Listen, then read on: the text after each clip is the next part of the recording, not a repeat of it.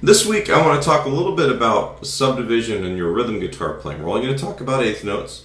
We're not going to do anything really too difficult, but it's just the basic idea that we want to be feeling every eighth note subdivision physically in our body when we're playing rhythm guitar.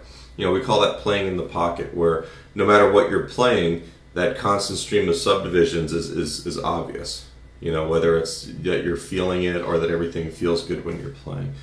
The first thing we're going to do is the last podcast we actually used different names for rhythmic subdivisions. For some of you guys who don't read music, I believe we used the words New York, right, which has 2 syllables. So if I've got the metronome going at 60 beats a minute, like that, I'm going to tap my foot on where it's clicking. That's our pulse. And then the eighth notes are going to be twice that speed. Or you're going to say New York, New York, New York, New, like that, right? We're not worried about counting rhythms on paper or any of that stuff. All we're trying to do is get you a better sense of how to feel this stuff physically within your own body when you're playing. So the first thing we're going to do is we're going to talk about down strumming on all of this stuff. I'm going to play a power chord, just a G power chord or a G5 chord. First finger on the 3rd fret 6th string, third finger on the 5th fret 5th string. All right, and my pick is only going to be playing those 2 strings, so the motion is going to be more with the wrist. Now, for more driving styles of music,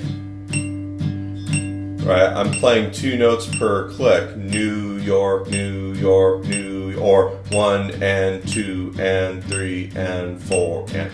All right, if I was playing like a, let me shut this off for a second, like a Ramones tune.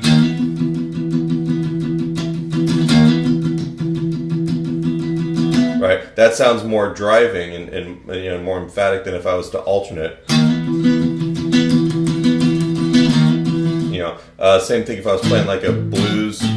This feels different than.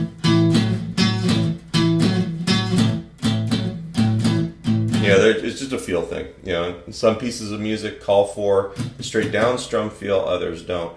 To me, when you're doing that, you want to try and not lock the wrist and use your elbow so much. For me, the more wrist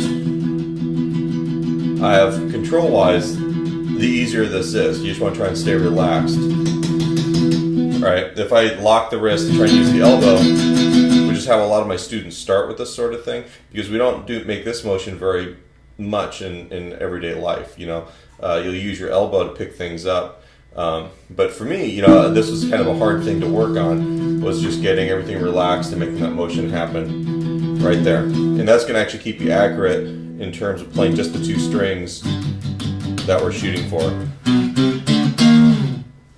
All right, so the second feel we're going to talk about is alternating. All right, this is going to be more of an open feel, like if you're playing like a campfire song or something like that. Down on the downbeat, which is the new part of it, and up on the upbeat, which is the York, or the second half of each beat. So we're thinking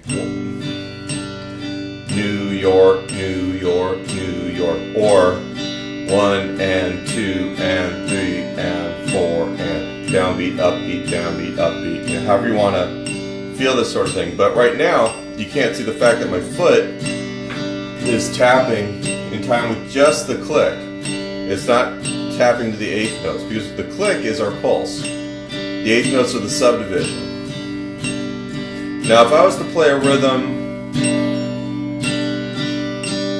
that didn't have every 8th note involved, I'd still keep this motion going, down on downbeats, up on upbeats. Even if I was playing a rhythm where I wasn't actually going to play on every downbeat, keep the arm in motion during that, but I'm going to float over the strings.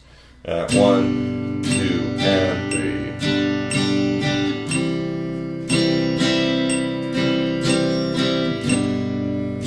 So I'm physically feeling pretty much every 8th note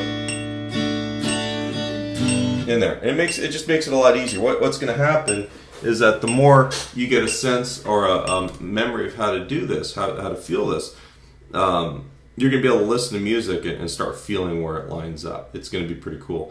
The thing, though, is really working this. I'm going to have some stuff posted with this video on my website. Any place I post the video, if you look underneath it, there's going to be a link with a link to where the supplementary material for this is. If you're a little lost on the rhythmic subdivision part of this, look for last week's podcast, or actually 2 weeks ago's podcast, where I talk about subdivisions of time, and I'll also post a link to that just so you kind of have. This month we're also giving away an MXR carbon copy analog delay pedal. May 31st is when I'm doing the drawing live. If you go to mwglfreegear.com, which should be right here, you'll find the information on how to enter to win. It's free.